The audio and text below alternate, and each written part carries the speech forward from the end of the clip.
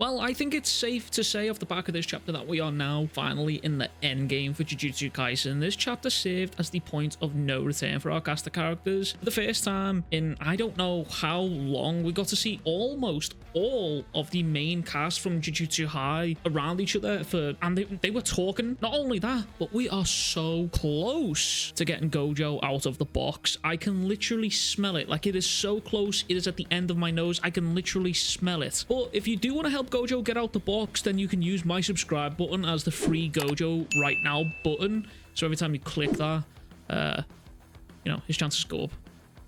Anyway, this chapter opens up with a big panel of the prison realm, and it also ends with the prison realm as well. The first page shows us the front of the prison realm, and the last page shows us the back of the prison realm, which is kind of nice. It's like the front and back, you going through the prison realm kind of thing. And if I'm honest, it's looking very, very likely that Gojo will be released at some point in the future, and I just want to get into that theory in a little later on at the end of the video here, so stick around for that. But this front page also shows us Suguru Geto's name on the Kogane scoreboard for the Culling Games, and we get to see Kenjaku moving through some underground caverns, which we will later find out the names of, and he asks Kogane to add a new rule to the Culling Game, and this new rule prohibits new players from entering the Culling Game here. And however, this rule does end up getting rejected, and Kenjaku mentions how Kogane can't say that simply, and again asks Kogane to make this rule a thing, and Kogane simply just says no, can't do that again. But this is where we get more lore about the barriers set up by Tengen. It turns out that Tengen set up quite a few barriers all around Japan, and they are called pure barriers, and as we already know, that these barriers are used to limit the birth of cursed spirits and help calibrate the techniques of assistant managers. And it turns out that 4 of these barriers are actually very, very important and critical ones. One in the center of the Imperial Palace, one at the Tomb of the Star underneath Jujutsu Tech in Tokyo, one at the Yamakuni Imperial Mausoleum in Kyoto, and then one right where Kenjaku is currently, which is the gigantic pure barrier that splits Japan between east and west, the Holy Hinder Mountains pure barrier. And in terms of barriers, we actually learn in this chapter that we have a regular barrier, a pure barrier, and then a Brahma barrier, which so happens to be the barrier for the Culling Games, which also happens to use a pure barrier as its base Brahma barrier. A new game, by the way. Take a shot every time I say barrier,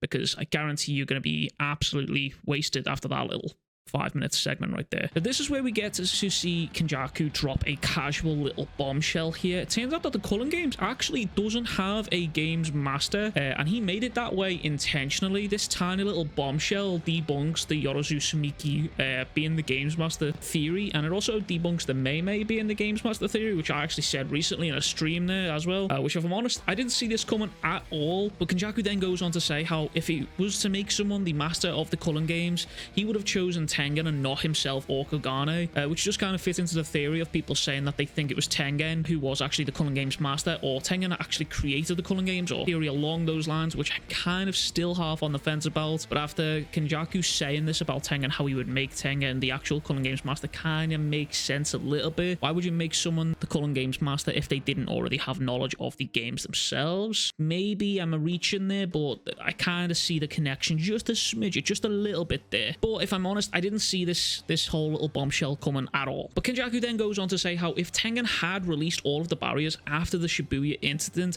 the Culling Game would have ended, and his entire plan wouldn't have even been possible, because these barriers are needed to slow the birth of cursed spirits. And Kenjaku says that without these barriers, the unremitting battle against cursed spirits and our barrier technique know-how would have been reverted to how they were over 1,000 years ago, and as a result, a lot of people would have died. So Tengen bet that these guys would win against me, and I'm going to assume that he means Yuki and Choso here, but he could also be referring to the final Shibuya showdown where all of the Jujutsu High sorcerers were trying to attack Kenjaku there, just before he used Idol Transfiguration. But he then goes on to say that now Tengen is in the palm of his hand, and I want to point out here how Tengen's eyes have turned black, and this to me shows that Tengen is under Kenjaku's control here via cursed spirit manipulation. This is what I would assume anyway, and also Tengen's eyes being the way they are right now reminds me of Edo Tensei from Naruto, the way that the corpses are summoned from Edo Tensei in Naruto. That's kind of what it reminds me of anyway. But Kenjaku goes on back to his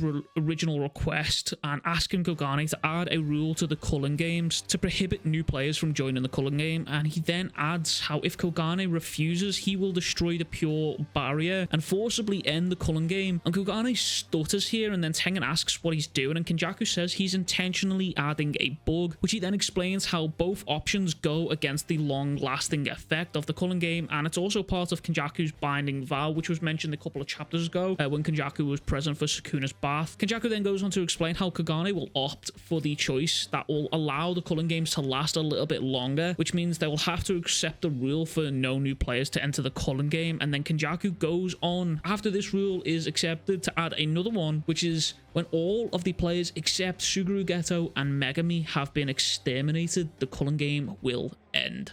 Now, some interesting points here that people have pointed out from when the spoilers dropped about the new players entering the culling game. A lot of people have said how this will stop Gojo from entering the games. However, Gojo doesn't need to enter the culling game to move between the barriers, because Yorozu, posing as Tsumiki Fushiguro, added a rule that allowed free movement between the barriers a couple of chapters ago, if you remember. And I also want to point out that Gojo being inside the prison realm may also be immune to these rules due to him being inside of the prison realm here. And also to further add to my theory here, Gojo being released from the prison realm may just appear where the back of the prison realm is, and technically he wouldn't have crossed any barriers to even enter the games or be greeted by a Kogane here, so he might not even be considered a participant. But again, we're gonna have to wait and see. But those are my theories here on how it could possibly work around here. But another theory is that Gojo is also very good with barriers, so he might be able to work something around, maybe even break the barrier down. Who knows? I'm not sure. We'll have to just wait and see. But that's going to be my theory here for when they do eventually unseal the Gojo from the prison realm. I'm also going to assume that it is not an issue because no one has mentioned it out of our main cast so far about unsealing Gojo and how he may just be ejected from the barriers when he does finally land feet on the ground from the prison realm. But Tengen goes on to ask Kenjaku why just not destroy the pure barrier and end the games, and Kenjaku replies with if he does that, then he wouldn't have a boundary to use as a preparation point for his merger with Tengen. And this is where Gege comes back around to something that we saw way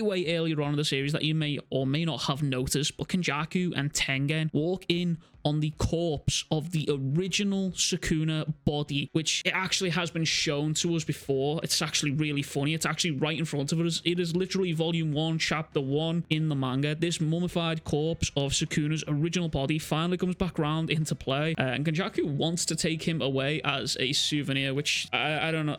I don't make of that what you will, but Kenjaku is just a freaky deaky dude, you know what I mean? But I want to say though, I have seen so many people talking about how Sukuna will eventually go back to his original body. However, I disagree with this for one major reason. Sukuna's entire motive in this series was to secure a new body, and since he set eyes on Megami and the Ten Shadows technique, he has been after him ever since, even going out of his way to keep Megami alive during the Shibuya incident when he got the brakes beat off him by the mahoraga. He hasn't gone through this plotting and all of this effort just to take the bath, kill Tsumiki, get rid of Yorozu, sink Megami's soul further into the abyss, and permanently possibly get rid of him, just to then leave that body and then go back to his old one. And it also doesn't make sense to me, especially when he's just gained a technique that rivals the Six Eyes and the Limitless technique. So if you have to ask me, I'd likely say that he's just going to stick with Megami, and the theory of Sukuna is probably going to eat the body is maybe more likely. I've been seeing that one float around, but again, I mean, I can't really explain Sukuna's motives. Maybe there's cursed energy that's left over in that body that he needs.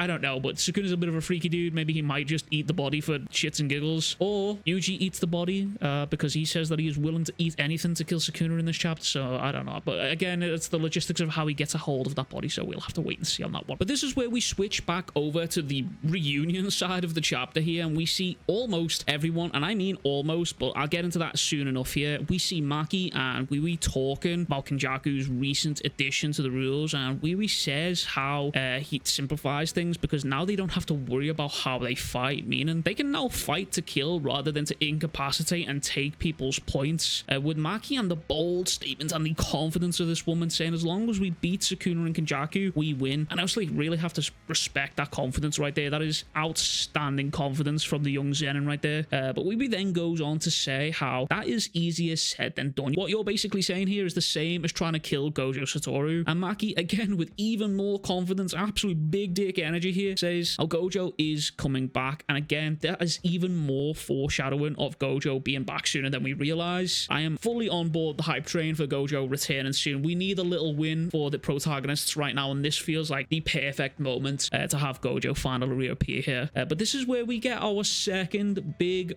bombshell of the chapter. Angel is alive and she is speaking to Yuta. Yep, that is right. That absolute bombercloth Hana, who nearly fumbled the bag on unsealing our man Gojo here, is alive and well. However, she is missing an arm, and it turns out that Yuji's childhood friend from school, or I can't really remember, but anyway, his name's Amai, and we saw him at the beginning of the Culling Games there. He was present when Yuji was being led towards Higuruma, actually saved her with his curse technique, and apparently somehow, some way, Hana goes on to say how Takaba was also involved in this. She's not quite sure how he was involved, but she is certain that he helped in some way. I'm assuming that will probably come around to be explained at some point soon, I hope anyway. But Yuta then goes on to ask whether it's possible for Angel to change hosts here, and Angel replies with, simply put, no. Unlike Sukuna, the other reincarnated players took Kenjaku's deal because they were simply unable to become cursed objects after death in the same way Sukuna did. And she goes on to say how all she can do now is break the seal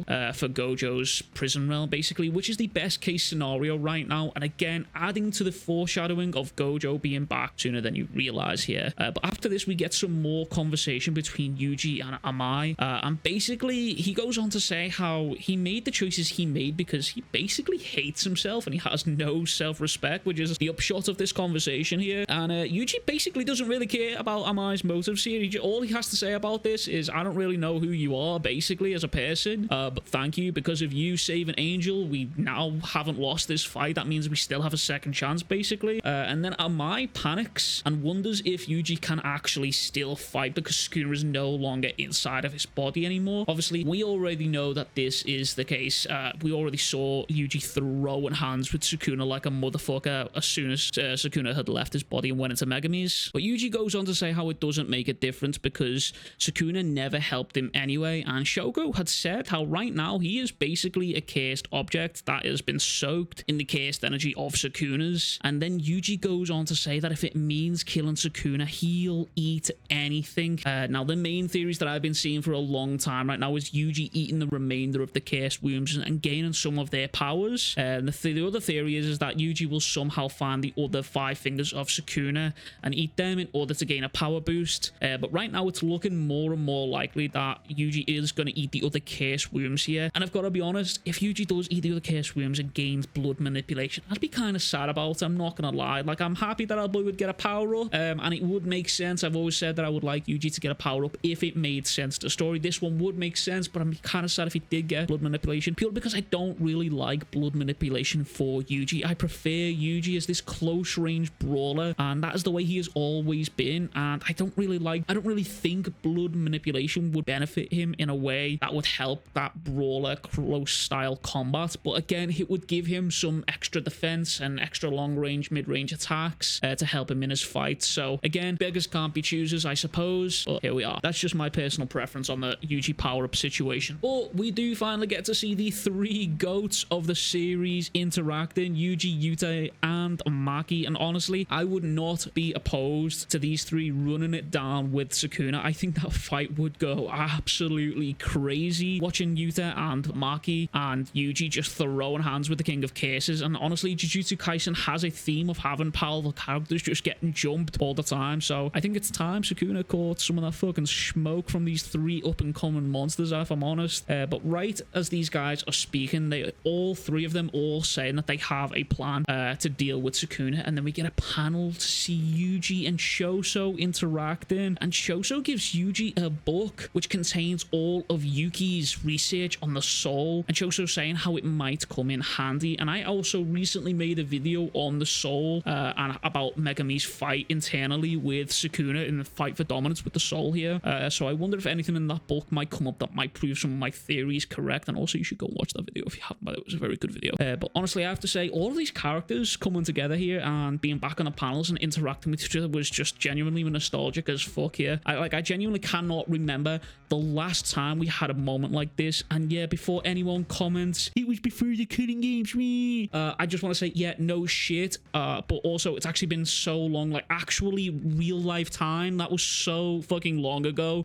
So Gege giving us this moment just before he rips it all away and gives us more traumatic experiences for us all to suffer through in the next couple of chapters. It's nice to see this while it lasts, you know what I'm saying? Anyway, Yuji thanks Choso for his brothers, and Choso goes on to say, don't worry, as long as they live on inside of you, which I think is a nice little nugget of information here, because Choso is implying that Yuji already ate the cursed wombs. Or does he mean like spiritually they will live on inside of him in a similar fashion that he was using it in the Kenjaku and Choso fight? Let you all figure that one out in the comments down below. But we cut to Shoko thinking about Gojo and mentioning how Gojo needs to return, needs to come back, and mentions how all these monsters are waiting for him to return. And she's probably referring to his students here, but she could also be referring to Kenjaku and Sukuna and all the other demons lurking about in the Culling games right now. But I genuinely believe within the next chapter or two, we will most likely see the return of Gojo, and I'll explain why now, because Gojo has been gone now in real life time for over 1,000 days. I think it's something like closer to 1.2 thousand days right now, which is actually insane in real life time. And the amount of foreshadowing that Gojo's return has been hinted at in this chapter alone is actually insane. We are literally